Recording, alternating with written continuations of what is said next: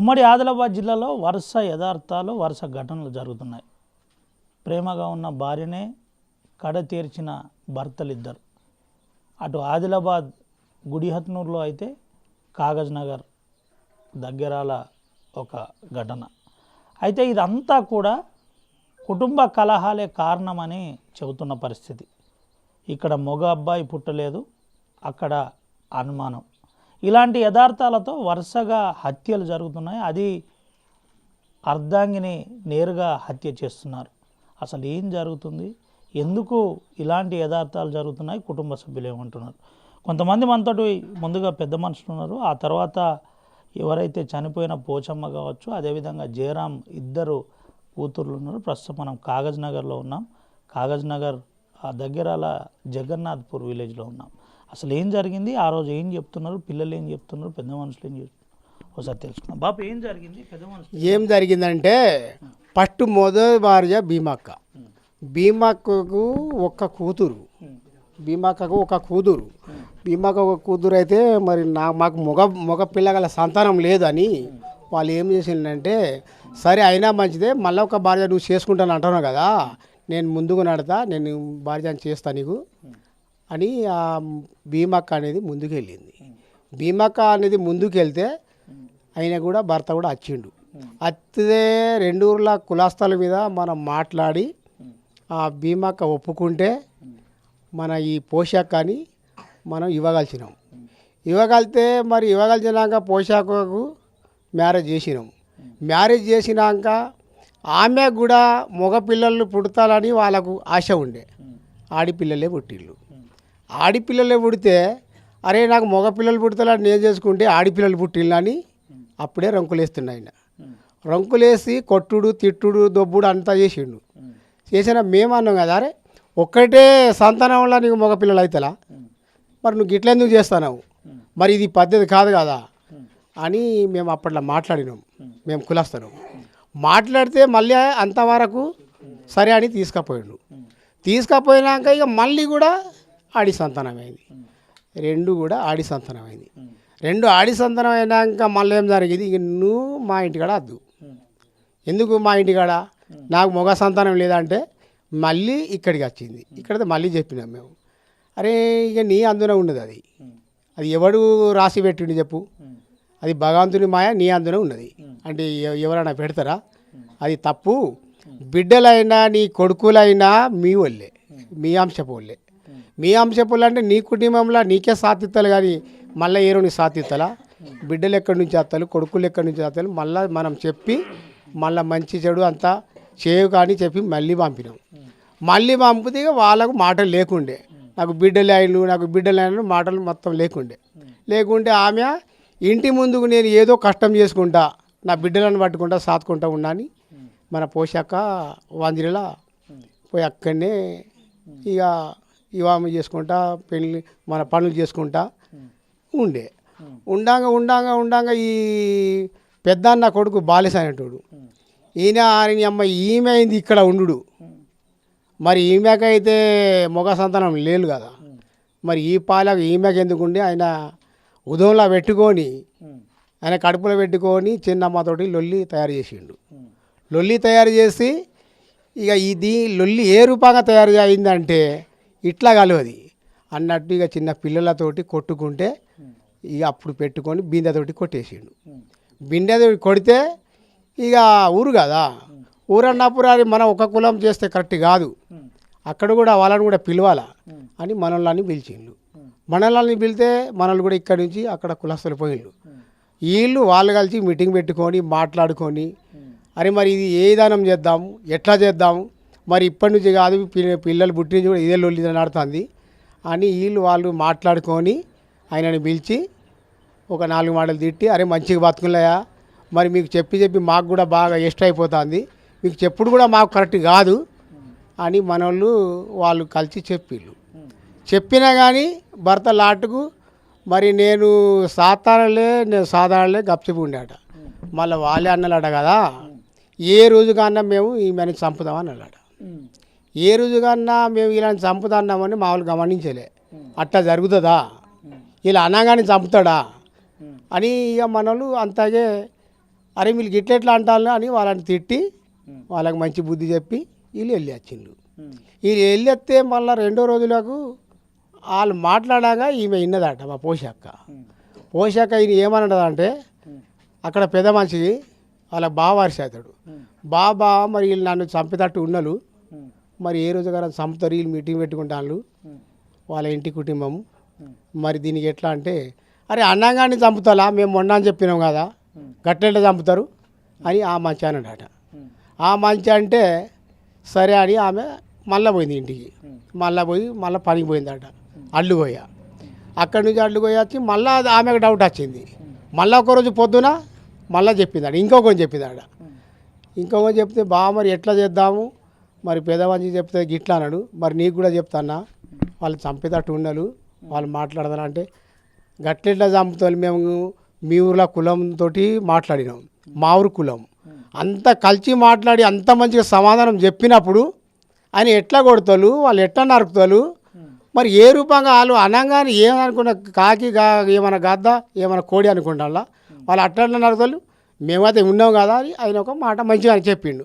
సరే అన్న అటు చెప్పి ఇటు చెప్పింది, ఆమె గప్చుపు ఉండే. ఇక మళ్ళా ఆ రాత్రి నైట్ వెళ్ళింది. నైట్ వెళ్ళినామో మళ్ళీ పొద్దున మళ్ళీ అడ్డు పోయింది కదా, ఆ అడ్డు లేపుతాన్ని ఆ రోజు పోయిందట. లేచి చూసేవాళ్ళ వాళ్ళు పరారాయిలు, ఈమె చనిపోయింది. ఇది వాస్తవమైన ఈ మాట సార్. ఇది ఇట్లా ఏంది మరి ఏం చేసిండ్రు తర్వాత? పెద్ద మనుషులు ఏం డిసైడ్ చేసిండ్రు తర్వాత? పోలీసులు ఏమంటున్నారు? ఇక పోలీసులు ఏమంటారు, మేము కేసు చేస్తాం వాళ్ళ మీద, మీరు ఏ రూపంగా మాకు దరఖాస్తు రాసిస్తారో, ఎందుకంటే మీరు మీ చెల్లె నుంచి ఆ రూపంగా మేము దరఖాస్తు చూసి ఆ రూపంగా మేము వాళ్ళ మీద జైలు చేస్తాం. మేము ఒక్కడిని అనుకున్నాం కానీ మీరు 5గురు అంటాళ్ళు, సరే మీరు రాసి అన్నామని మేము దరఖాస్తు రాసి ఇచ్చినాం 5గురి మీద. 5గురి మీద దరఖాస్తు రాస్తే అబ్బాయి కాపీ చేసిండు, చేసి నేను జైలుకు తీసుకపోతా ఇలా అని, మీరైతే పినుగుని ఎందుకు ఉంచుతారు, బాడీని ఉంచుకోండి అని అక్కడ ఎస్ఐ సార్ వచ్చి ఇప్పుడు పినుగులు లేపి పోర్టిమేం చేసి వచ్చి పెద్ద కాడ దానం చేసినాం. 3 మీద కేసు రిజిస్టర్ అయిందా? లేదు, 5గురి మీద అయిపోయింది సార్. పంపిణీ ఇవాళ పోయింది కదా 5గురి మీద కేసు అయిపోయింది. వాళ్ళ బూరాయ పెద్ద అన్న ఈ జయరాము ఇద్దరు, మళ్ళీ బూరాయ కొడుకు బాలేసు, భీమక్క, మళ్ళీ ఒక పేరు ఏమున్నది అది మా రాజుబాయి. 5గురి మీద కేసు అయింది. వీళ్ళు ఎప్పుడు 5గురు గొడవ పడుతున్నాయినా? గొడవ ఫుల్ గొడవ సార్ వాళ్ళకు. 5గురు కూడా గొడవే. మళ్ళీ కూడా అంతే, వాళ్ళు ఒకటే అయి వాళ్ళు మాట్లాడుకుంటూ ఉన్నప్పుడు ఈమె గమనించుకుంటూ ఉండే కానీ ఇట్లా జరుగుతున్నట్టు అనుమానంతో ఈమె ఉండే, వాళ్ళు కొడతాని వాళ్ళకుండే చంపేసారు. ఇది పరిస్థితి. 5గురు కలిసి పథకం ప్రకారం హత్య చేశారు. ముఖ్యంగా అక్కడ ఉన్న ఆస్తి కావచ్చు, భూములు కావచ్చు, ఇలాంటి ప్రధాన అంశాలే దీనికి ప్రధాన కారణం. దీంతోపాటు అబ్బాయి పుట్టలేదని, మళ్ళీ చెబుతున్నాను, అమ్మాయిలు పుట్టారు, అబ్బాయిలు పుట్టలేదనే గత పెళ్ళైనప్పటి నుంచి ఇప్పటి వరకు ఆ గొడవ జరుగుతుంది. గొడవ జరుగుతుంటే పెద్ద మనుషులు నచ్చి చెప్పే ప్రయత్నం చేశారు. బాబు ఎట్లా చూడొచ్చు, ఏంది ఇది?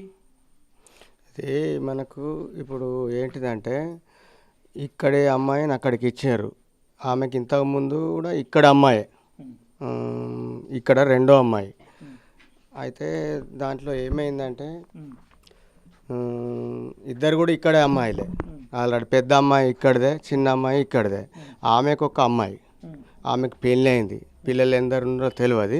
ఈమెకు ఇద్దరు తర్వాత ఇక్కడ ఆమె ఏదింపులకు వచ్చి ఇక్కడే నివసించేది. 6 నెలలు 3 నెలలు ఇట్లా నివసించేది, వెళ్ళిపోయిన తర్వాత ఇప్పుడు మన బికారి చెప్పినట్టుగా నాకు మగపిల్లలు పుట్టలేదు, ఆమెకు కూడా పుట్టలేదు, ఈమెకు కూడా పుట్టలేదు, ఈమెకు కూడా 2 పిల్లలని చెప్పి ఏదో ఆందోళనగా భయంకరంగా ఈమెని హత్య చేసిన కారణం కరెక్ట్. ఇప్పుడు బికారి చెప్పినట్టుగా వాళ్ళ పెద్ద మనిషి అది చెప్పినట్టుగా వాస్తవం జరిగిన మాట వాస్తవం. కానీ కాకపోతే ఏంటంటే ఆడపిల్లలు 2 ఉన్నారు కాబట్టి మరి వాళ్ళకు సదుపాయాలు ఏ విధానంగా హాస్టల్ సదుపాయాలు కానీ ఏదన్నా ఇప్పుడు ఇక్కడ ఉన్నట్టు వీళ్ళిద్దరు మేనమామలు ఉన్నారు ముగ్గురు. రేపు మంచోళ్ళు అయినా చెడ్డోళ్ళు అయినా కూడా ఒక పిల్లలని ఒక కుటుంబాన్ని సాధించుడు అంటే మేనమామ మెంచోడే. ఆ చిన్న పిల్లలు కూడా వాళ్ళ భార్యలు మెంచోళ్ళు అవునా కాదా అనే విషయం ఏంటంటే హాస్టల్ సదుపాయాలు వాళ్ళ నాన్న ఆస్తులు అన్నీ వీళ్ళకు రావాలని చెప్పి మేము అభిప్రాయం మేము కోరుకుంటాం. అయితే ఏదైతే ఆస్తి ఉందో ఆ ఆస్తి పిల్లలకు వచ్చే విధంగా చూడాలి, పిల్లలకు చెందాలి. దీంతో పాటు ప్రభుత్వం కూడా స్పందించాలని చెబుతుంది. ప్రభుత్వం స్పందించి అనాథలైన పిల్లలకు ఎట్లాగో జయరాం దగ్గర రానిచ్చే పరిస్థితి లేదు, వాళ్ళ కుటుంబ సభ్యులకు కూడా ఇష్టం లేదు కాబట్టి ఇద్దరు చిన్న పిల్లలు ఈ చిన్నారులు ఉన్నారో ఈ చిన్నారులకు ఆ ప్రభుత్వం హాస్టల్ సదుపాయం ముఖ్యంగా చైల్డ్ వెల్ఫేర్ డిపార్ట్మెంట్ శిశు సంక్షేమ శాఖ వెంటనే స్పందించాలి. వీరికి సంబంధించిన ప్రాథమికంగా చదువుకు సంబంధించిన అంశాన్ని పరిశీలించాలి. మనతో పాటు ఎవరైతే పోసక్క ఉందో పోసక్క బిడ్డ ఉంది, ఒకసారి మాట్లాడి ఏం జరిగిందిరా తల్లి, ఆ రోజు ఏం జరిగింది, అమ్మని ఎట్లా చంపారు అసలు? నేను అప్పుడు పడుకొని ఉండి అప్పుడు మా మమ్మీగా ఇక పిలిచింది నన్ను. అప్పుడు నేను లేచి చూసే వరకు వాళ్ళు ఒకళ్ళ చేతులు ఒకళ్ళ కాళ్ళు పట్టుకొని ఒకళ్ళేమో కొట్టిండ్రు. అప్పుడు నేను అడ్డంగా పోతే నన్నే దబ్బేసిండ్రు. అప్పుడు ఇక నేను మా అమ్మమ్మ ఇంటికి తీసి పారిపోయినా. ఇక మా అమ్మమ్మని తీసుకొని వచ్చి చూపించే వరకు మా మమ్మీ ప్రాణాలు పోయినాయి. ఎవరెవరు పట్టిండ్రు కాళ్ళు చేతులు, ఎవరెవరు పట్టిండ్రు? జయరాం, బూరయ్య, బాలేశ్రావు. ఎవరు చేయి పట్టిన వాళ్ళు ఎవరు? ఫస్ట్ బూరయ్య, కాళ్ళు ఏమో జయరాం పట్టిండ్రు, బాలేశ్రామో కొట్టిండ్రు. బాలేష్ ఏమవుతాడు నీకు?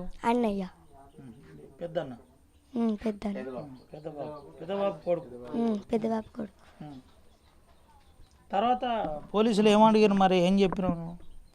నేను ఇక ఇప్పుడు చెప్పిందే చెప్పిన. నిజమేనా ఎవరన్నా నేర్పిండ్రు నీకు? లేదు, నేనే చూసిన కళ్ళతో.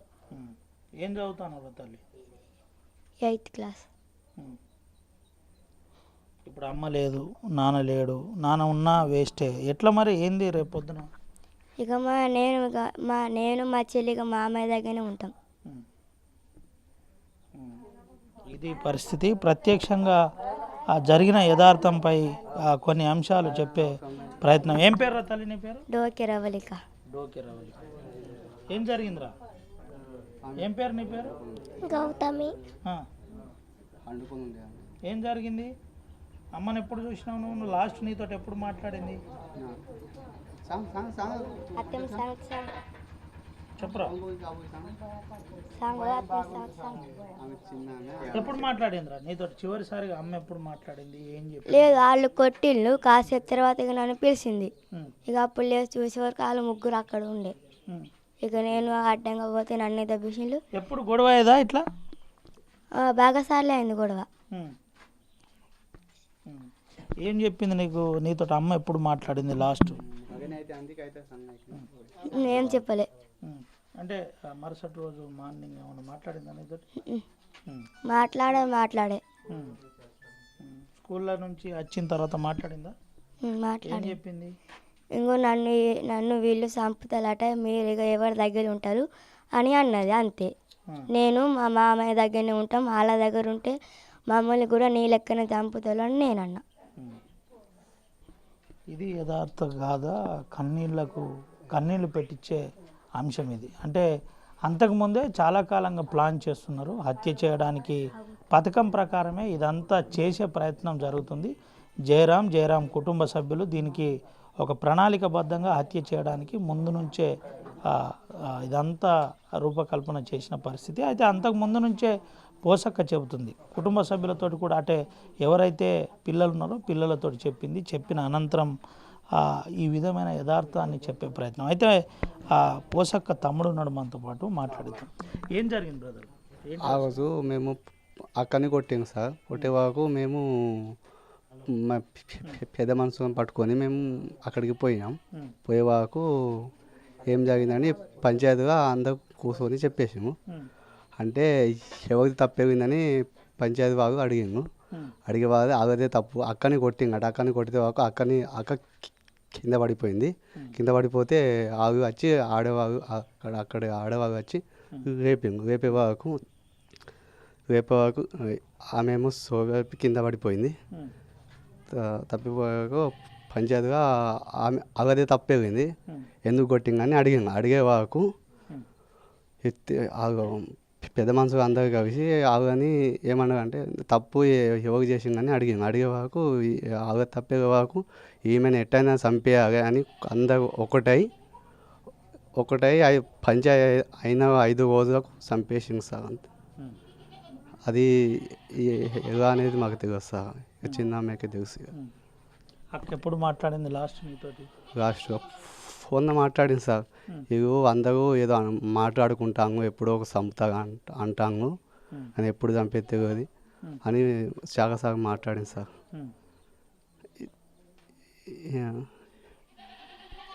ఏంటిది అంటే చంపిన నీకు ఎవరు ఫోన్ చేశారు సార్? ఫస్ట్ అక్క ఒక రెండు మూడు రోజులు ఫస్టే ఫోన్ చేసింది.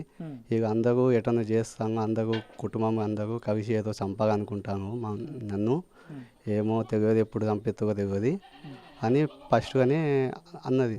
అంటే ఇటు అట్టిగానే అంటానేమో అని మేము అనుకున్నాం, కానీ ఇక చేస్తా కానీ అనుకోలేదు సార్. ఇది పరిస్థితి. తమ్ముని ఆవేదన వ్యక్తం చేస్తున్న ఆ పరిస్థితి. చెప్పమ్మా. నాకు తెలియదు సార్, నాకు అనరా సారు. నా బిడ్డది ఎట్లా పానం పోయిందో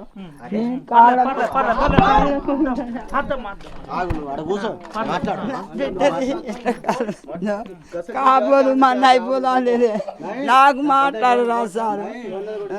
కాసంగు ఏం జరిగిందమ్మా? అదే నీతోటి ఎప్పుడు మాట్లాడింది? మేము ఎట్లా చంపేస్తానన్న సారు.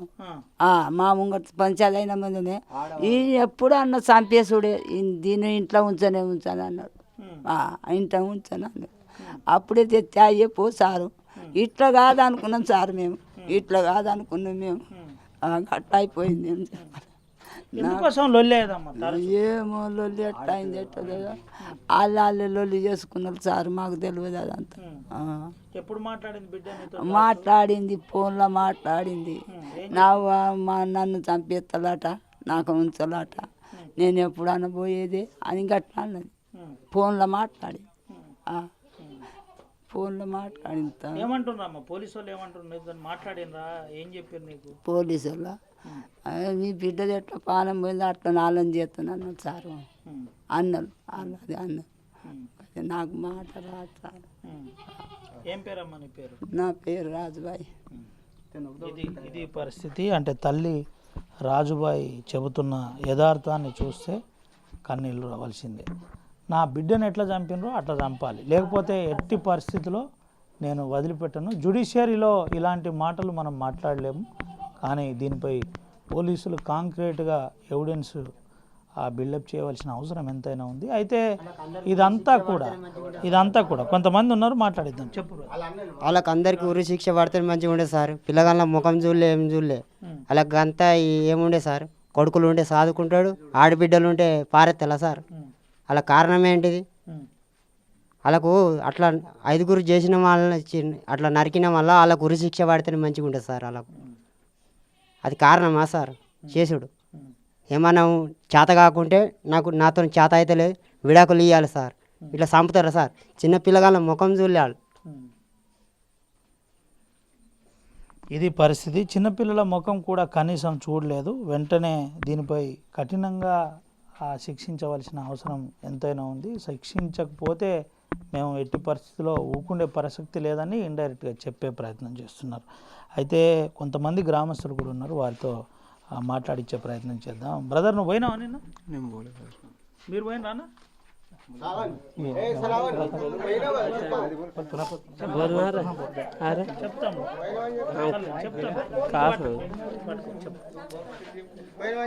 నిన్న పోయినాం మేము, ఫోన్ చేసిండు ఊర్లలో. అయితే నిన్న పోతే ఆడపోయేలోగా ఇట్లా బాడీ చనిపోయి ఉన్నారు. చనిపోయిన ఊర్లో పోతే మొత్తం నరికి ఉన్నారు. అయితే మాకు ఫోన్ వచ్చింది, 11:30కేమో ఫోన్ వచ్చింది. ఫోన్ వచ్చేసరికి ఊర్లో అందరూ జమ చేసుకొని పోయేదాకి చనిపోయి ఉన్నది. మాకన్నా ముందే వాళ్ళు ప్లానింగ్ చేసుకొని పోలీసులు వచ్చి ఉన్నారు. ఆయన కూడా నరికినైనా జైల్లో పోయి ఉన్నాడు, పోలీస్ స్టేషన్లో. మేము అందరు ఎటంగలంటే అందరు లేచి ఉన్నారు ఊర్లో. అంతకుముందే గొడవ అయింది, ఒక 5 రోజుల ముందే పంచాయతీ కూడా జరిగింది. ఆ రోజు కొట్టేసాడు. కొడితే మా ఊర్లో పోయిండు. ఇది పరిస్థితి. అయితే తరచూ ఎట్లాగైనా మేము వదిలిపెట్టాం, ఖచ్చితంగా చంపేస్తామని గతంలో బెదిరించారని కుటుంబ సభ్యులు ఆరోపిస్తున్న పరిస్థితి. అయితే దీనిపై స్థానికంగా కొంత పెద్ద మనుషులు కూడా సెట్ చేసే ప్రయత్నం చేశారు, ఇద్దరిని కలిపి మాట్లాడే ప్రయత్నం చేశారు. అయినప్పటికీ అది ఫలించలేకుండా పోయిందని ఇటు పెద్ద మనుషులు కూడా తమ ఆవేదన వ్యక్తం చేస్తున్న పరిస్థితి కనబడుతుంది. దీంతో పాటుగా పిల్లలు, ముఖ్యంగా పిల్లల అంశం వచ్చేసరికి జిల్లా కలెక్టర్ కొమరం భీం ఆసిఫాబాద్ స్పందించి పిల్లల అంశంలో ప్రధానంగా మళ్ళొకసారి మనం చూపెట్టే ప్రయత్నం చేస్తున్నాం. పిల్లల అంశంలో చాలా సీరియస్గా స్పందించిన అనంతరం వారికి చదువు అంశంలో చాలా సీరియస్గా కొంత సాయం చేయాలని నేరుగా చెబుతున్న పరిస్థితి. దాంతోపాటు పిల్లలకు సంబంధించిన ఏదైతే కేరింగ్ ఉందో ఆ కేరింగ్ కూడా చూడాలని తల్లి అయితే కన్నీళ్లు పెడుతున్న పరిస్థితి, ఏడుస్తున్న పరిస్థితి, రోధిస్తున్న పరిస్థితి. నా బిడ్డను ఎట్లాగైనా నా బిడ్డకు న్యాయం జరగాలి, నా బిడ్డను ఎవరైతే చంపినట్టుగానే వారిని కూడా శిక్షించాలి, జ్యుడిషియరీ ద్వారా చాలా సీరియస్గా శిక్షించారు, పోలీసులు స్పందించారు, అదేవిధంగా ఉండే విధంగా చూడాలని చెప్పిన పరిస్థితి. ఇదే కాకుండా ఆదిలాబాద్ జిల్లా గుడిహత్నూరులో కూడా అటు కీర్తి, తిరుపతి ఇదంతా కూడా అక్కడ కూడా ఇదే యథార్థం జరిగింది. అనుమానం నిండు ప్రాణం తీసింది. ఒకే రోజు 2 ఘటనలు జరిగిన పరిస్థితి. దీనిపై పోలీసులు కూడా అవగాహన కల్పించవలసి ఉంది. పలు ప్రాంతాల్లో జరుగుతున్న హత్యలు ఏదైతే ఉన్నాయో ఈ హత్యలపై కొంత సీరియస్ తీసుకోవాల్సి ఉంది. ఎందుకు ఇలా జరుగుతుంది అనే కోణంలో చాలా సీరియస్గా స్పందించవలసిన అవసరం ఎంతైనా పోలీసులది ఉంది. అయితే దీనిపై ఆదిలాబాద్ జిల్లా ఎస్పీ కూడా చాలా సీరియస్గా స్పందించినట్టు తెలిసింది. దీనిపై వెంటనే ఈరోజు రివ్యూ మీటింగ్ కూడా తీసుకున్నారు. స్థానిక సిఐతో పాటు అక్కడ జరిగిన యథార్థంపై కూడా తెలుసుకున్న పరిస్థితి. ఏఎస్పీ ద్వారా వాస్తవికాలు ఏం జరిగాయి, ఏంటి, ఏ విధంగా మనం బిల్డప్ చేయాలి అనే కోణంలో చేయాలి. అయితే అక్కడ కూడా ఇదే యథార్థం. అక్కడ కూడా పెద్ద మనుషులు, గుడిహత్నలో ఉన్న ఇరు వర్గాల పెద్ద మనుషులు మాట్లాడారు, కూర్చుండి వాస్తవికాలు తెలుసుకునే వారికి నచ్చజెప్పే ప్రయత్నం చేశారు. వాస్తవికాలు చెప్పి అక్కడి నుంచి నేరుగా అత్తగారింటికే తీసుకెళ్లారు. తనపై అనుమానం అప్పటికే గ్రామ పెద్దలు కొంత సస్పెక్ట్ వ్యక్తం చేసి ఎత్తుకైనా మంచిదే ఒక 5 రోజులు అత్తగారింటి దగ్గరనే తిరుపతిని ఉంచండి అని చెప్పడంతో తిరుపతి అత్తగారింటి వద్దనే ఉన్నారు. సరిగ్గా మాటేశారు. బయటికి పోయి నీళ్లు తెస్తున్న తరుణంలోనే కత్తితో దాడి చేసి హత్య చేశారు. అయితే కుటుంబ కలహాలే దీనికి ప్రధాన కారణం అని చెబుతున్నారు. అక్కడ కూడా 2 పిల్లలు, ఇదే పరిస్థితి.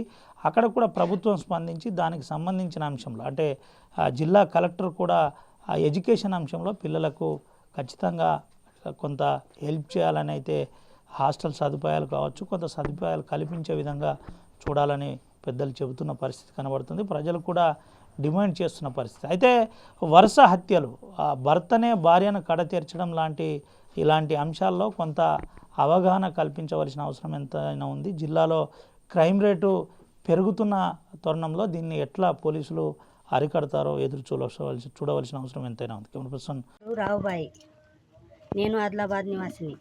గుడిహత్నూరు మండలంలో మా బిడ్డకు చాలా అన్యాయం జరిగింది అని కత్తితోని పొడిచిండు అలా మొగడు. అయితే నానికి ఉరి శిక్ష కాల, మాకు అన్యాయం కాల సార్. ఆయనకి ఉరి శిక్ష కంపల్సరీగా కాల, మాకు అన్యాయం కాల. వాళ్ళకు అయితే చిన్న పిల్లగాళ్ళు ఉన్నాల సార్. అలా గతి ఏమో ఏం కథ, వాళ్ళకు పోలీసు వాళ్ళకు కాంప్లైంట్ ఇచ్చేసి ఆయనకి పట్టుకొని उरी शिक्षा इयाला. गुढी आमच्या पोरीला मारून टाकले आणि आम्हाला त्याला फाशी देव, नाही गेलं तर आमच्या हातामध्ये देव. हां, आम्ही वावरात गेलतो, आमच्या पोरीला नेऊन तिकडे कापून टाकलं कत्तीजणी. मग पिलगानून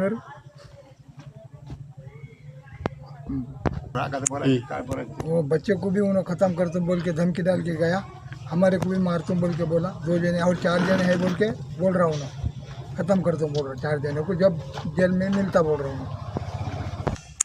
उसको फांसी देना, उसको पकड़ के फांसी देना, नहीं तो उसको हमारे हाथ में देना. ये तक उसको फांसी दे देना, काम खत्म. हमारा गाँव गुड़ियातनूर जो हमारी 30 बहन थी, हम उनको बोले भी, वार्निंग भी हमको वार्निंग में दे के गया। हम उसको और वार्निंग भी दिया, हम आपको दोनों तीनों को मार तो हमको क्या कर लो, तो अभी तुम सब पकड़ के लाओ, नहीं तो हम पकड़े तो उसको मार दे। ये हमारे पास सर कुछ भी नहीं सर। उन्होंने खाना खाया, आके सुबह बातचीत करा, सब करा, फिर जाके घर से तलवार लेके आके तलवार से मारा देखो। तो भी हमारी बहन पानी लाने गई थी, वहाँ जाके मारा हूँ गांव के बाहर, और दोनों को धमकी दिया सर। सर उसको कुछ भी नहीं सर, उसको फांसी की सजा दो तो हमारे हवाले कर दो, हम उसको मारते सर। हाँ सर, और हम आपके दोनों धमकी देकर गया सर यहाँ पे, और हमारे 2-3 पुलिस वाले हो ना, रात में हम रात भर सोए नहीं सर। और 2 बच्चे को मार तो, छोटे छोटे बच्चे उनको मार दे तो धमकी दे रहा सर उन्हें।